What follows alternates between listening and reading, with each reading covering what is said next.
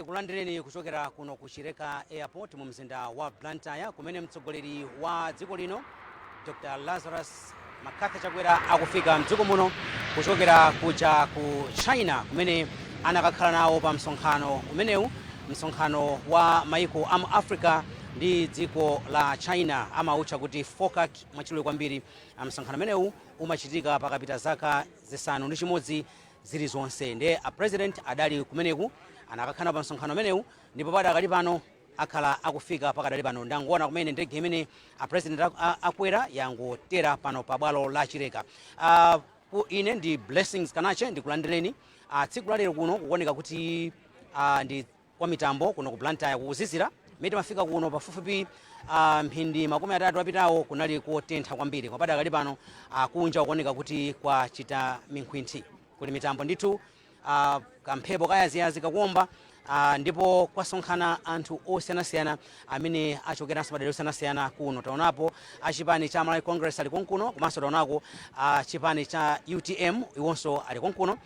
Wachiwiri kwa mtsogoleri wa dziko lino Dr. Michael Usi ali konkuno, komanso taona nduna ya zamaphunziro iwowa ndi amadalitso Kambawa Wirima ali konkunonso, komanso akuluakulu ena aboma ali konkuno kuzalandira mtsogoleri wa dziko lino. Ndikulandireni tifatikhaye limodzi kuno. Ndili ndi mtolankhani wathu kuno ameneyu ndi Secret Segula, ndifuna ndicheze naye kuti atifotokozere makamaka za kufunikira kwa ulendo umene president anapita kumeneku.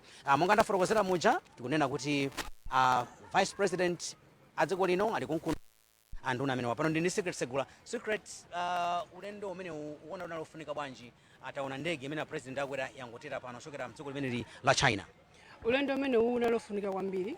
Choyambirira dziko la Malawi lapindula kuti lapeza 50 billion kwacha imene atamangire complex ya court ku Lilongwe, komanso dziko la China lapanga komiti kuti litsegula misika yoti maiko amu Africa azitha kugulitsa katundu awo wa ulimi kumeneko, pochotsanso misonkho ina imene imakhala kuti ikupinga kuti maiko azikanika kugulitsa katundu awo maiko ngati abwerera ndi kuno. Ichi kusaniza kuti anthu ndoko a president Amalawi titapindule nazo zambiri. Ananena kale kuti akapeza ko 50 billion kwacha imene ithandizira kuti amange malo oyuzira milandu ku Lilongwe, komanso kutsegula kwa misika ku dziko la China zithandizanso kuti alimi mdziko muno azitha kulima katundu ochuluka azigulitsa dziko la China. Dziko lino lizipindulanso mbali ya forex, ndiye kuti tikagulitsa katundu kunja kuja kunoko so forex izikhako yochulukirako. Toza kwambiri Secret. Zikomo kwambiri. Ameneyo ndithu ndi mtolankhani wathu Secret Segula amene tinayi limodzi kuno ku mbuyo kwangaku kumeneko kuli gulu la pali guard of honor imene ikhale ndi asilikali ankhondo dziko lino, ndipo pamene pa parade commander ndi Major Robert Saizi ndi amene akusogolera gulu limene likuchita guard nthawi ya lero. Tili ndi standby parade commander Major Demani Kalinga alipo mpano, parade second in command ndi Captain Mavuto Chitera amene wanda amene akuthandizira, komanso second in command Captain Ruden Namisinkha. Iwo wandithu ndi amene ali kutsogolera perete amene ali kusogoloku, ndipo a president a dziko lino akafika malo ano akangoti atsika ndege imeneyi ndiye kuti alandira sulutu ya ulemu imene ichitike malo amenewa.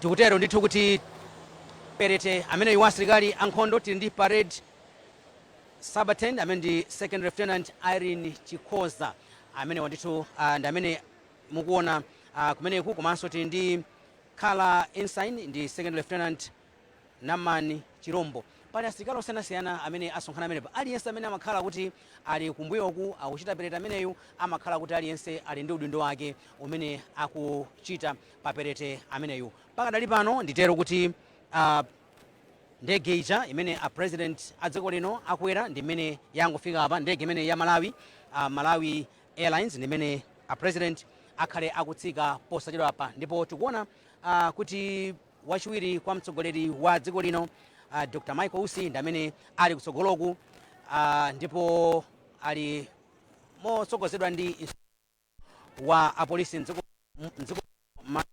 Mirini Yolamu komanso akuluakulu ankhondo mbali ina apa a president akhala akutsika ndege imeneyi ndipo a vice president ndi amene awalandire m'malo mwa anthu onse amene asonkhana kuno komanso m'malo mwa amalawi onse amene akhala akuyembekezera kuti a president akhala akufika masana ano tsiku lalero kuno kuchireka mu mzinda wa Blantyre.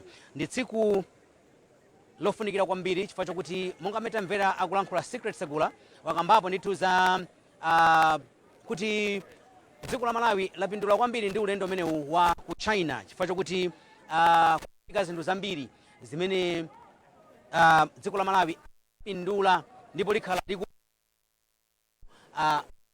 pakadali pano tikuona kuti chitseko cha ndege akhala akuchitsegula posachedwa apa ndipo tikuona kuti akuluakulu aja akupita kumeneko kuti akalandire a president pamene chitseko cha ndege chikhale chikutsegulidwa posachedwa apa pamene ndege imeneyi yangoyima pompano ndi Secret mwachidule kwambiri Secret Segula alipo mpanonso. Secret unakambapo za kufunikira kwa ulendo umenewu ndipo wakambapo za kuti ndalama zokwana 50 billion zimene a president apeza ponjezera zina ndi zina. Akambapo nkhani president wa ku China anakambapo nkhani ya kuti akufuna kuti achose msonkho pa zinthu zina ndi zina.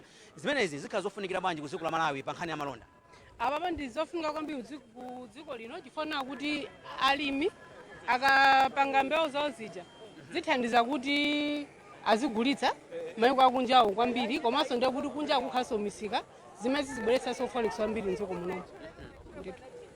Ndathokoza kwambiri Secret amene ndi mtolankhani wathu Secret Segula tinayi limodzi konkuno ndithu pamenepo tikuona kuti chitseko cha ndege achitsegula ndiye kuti posachedwa apa a president akhala akutsika ndege imeneyi ndege ya Malawi Airlines imene a president akwera ndithu pa ulendo umenewu kufika kuno kuchireka mu mzinda wa Blantyre.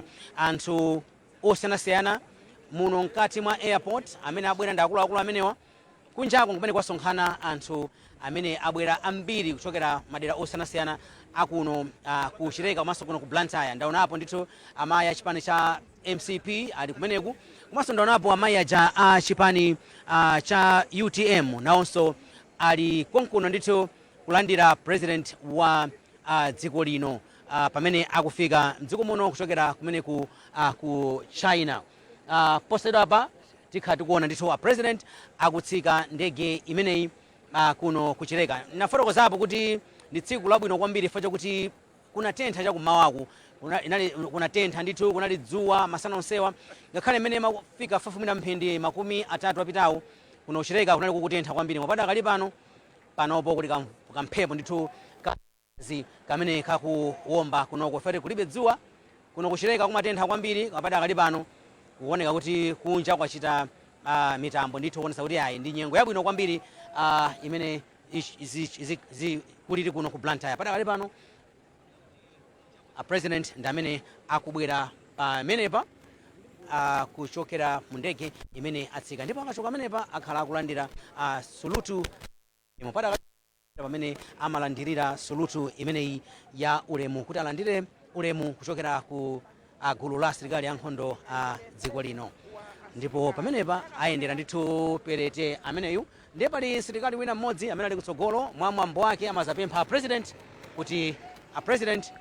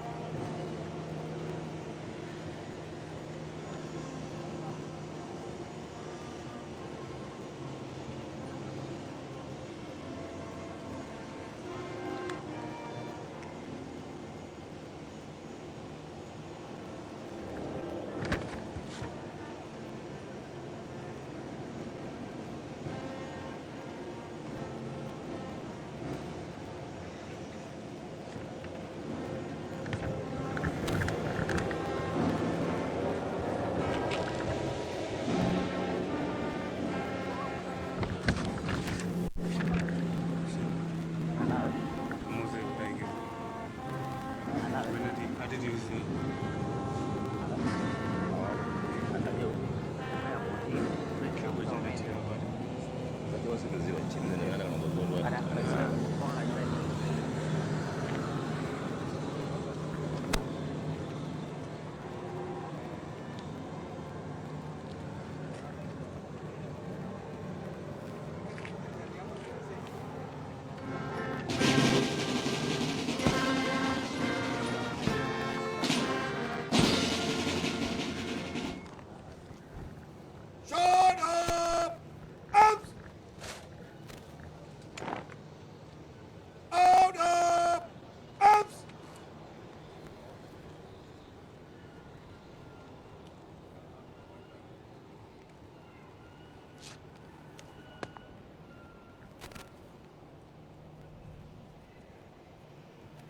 Your Excellency, Guard of Honor, mounted by 9th Battalion of Malawi Defense Force, is present in open order and ready for your inspection, Your Excellency.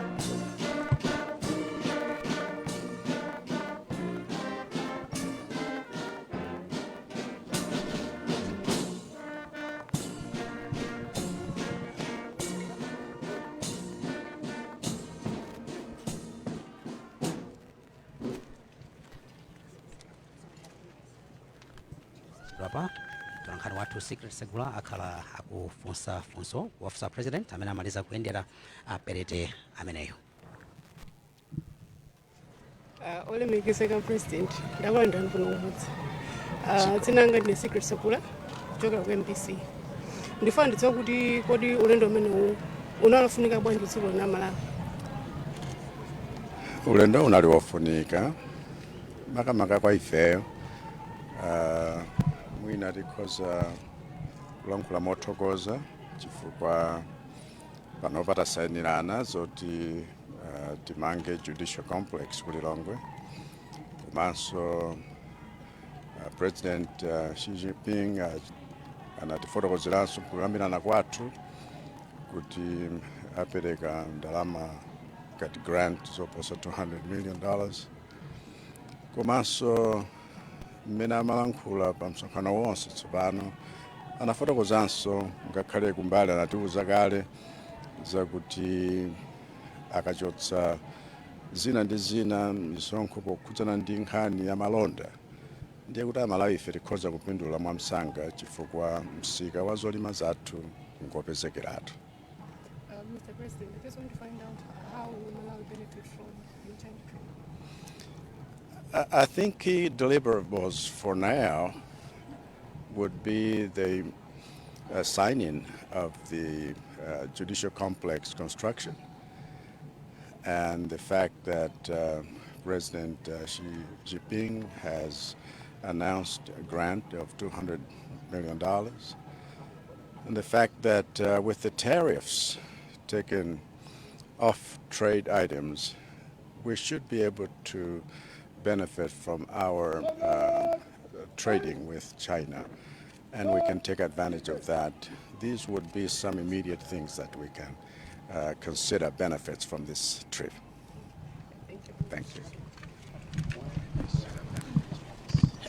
Chabwino mtsogoleri wa dziko lino ameneyo kuyankha mafunso kuchokera kwa atolankhani kufotokozapo za ulendo wawo kufunikira kwenikweni kwa ulendo umenewu ndi president afotokozapo ndithu zinthu zingapo zimene ulendo umenewu wathandiza kwambiri kupindulira dziko la Malawi. Mwazina president akambapo dziko la Malawi lapindula kwambiri chifukwa chokuti pali nkhani ya ndalama komanso zinthu zingapo. Secret Segula wangu wafunsa pamene president mwina munthu wina kuzakhala wangofika kumene president amasiriza kuyankhula ungafotokoze motani mophera mphongo? Anena zinthu zitatu. Choya dziko la Malawi lipindula kuchokera ku msonkhano umenewu pambali yokuti amanga judicial complex malo amakhoti ku Lilongwe. Chachiwiri akuti president wa China apereka grant ya ndalama zopitira 200 million zimene zithandizireso chitukuko cha dziko lino. Chachitatu kutseguka kwa misika ya dziko kuchoka ku Malawi kupita ku dziko la China. Akuti president wa China anakuti achosa misonkho ina ndi ina imene imapinga kuti anthu olodzimaiko azikanika kutumiza katundu wawo ku dziko la China. Nde atsegula zimene zinaona kuti akwanitse dziko lino likwanitse kumatumiza katundu ku dziko la China wa malimidwe kuti dziko lino litha kupindula mbali ya forex komanso kumbali kuti alimi nawonso azitha kukhalanso ndi mpambo wokwanira akagulitsa katundu wawo. Ndi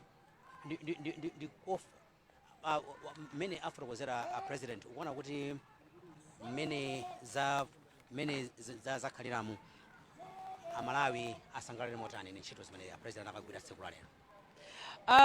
Apapa ndingonena kuti ija ya mega farms ija apapa ndiyigwira zedi chifukwa kuti alimi aja olokatunda amene tizilima kuminda azikhala wambiri ndiye kuti misika ilipo kale ndiyeti apa akalima katundu okwanira through ma mega farms aja zithandizira kuna kuti katundu wambiri tizitha kutumizanso ku dziko la China ku misika dziko la China. Chabwino in English Secret, how you asked the president a question. Just tell us, what did the president say? Just to sum up as we wind up our transmission here. He pointed out three things. He said there's a grant that has been given to the Malawi government to build a judicial complex in Lilongwe. This will uplift all the works of the judicial courts. And there's also they've opened up markets for agricultural products so that the Malawi can be importing or exporting products to China for the country to benefit. And there's also money that the Chinese government has given Malawi, about 200 billion kwacha. This will help in the economic development of this country. Oh, thank you so much, Secret. Thank you. Thank you. Pamenepa ndiye tinene kuti amene ndi mtolankhani wathu Secret Segula amene amatifotokozera kuno makamaka za mmene president ayendera komanso ta president ayankhula zotani tsiku la lero atafika pano pa bwalo la Chiteka kuno ku Blantyre. Tikatere tinene kuti tikuthokozeni kwambiri kuti muli pamenepo kuonera komanso kumvera program ineyi. Ine ndi Blessings Kanache, a president a dziko lino Dr. Razarus Chakwera afika mdziko muno kotero kuti panopo amene walandira ndi a vice president komanso nduna komanso akuluakulu osiyanasiyana. Kuchokera kwa ine ndifuneni zabwino zonse pitani kuona maprogramu otsatirawa.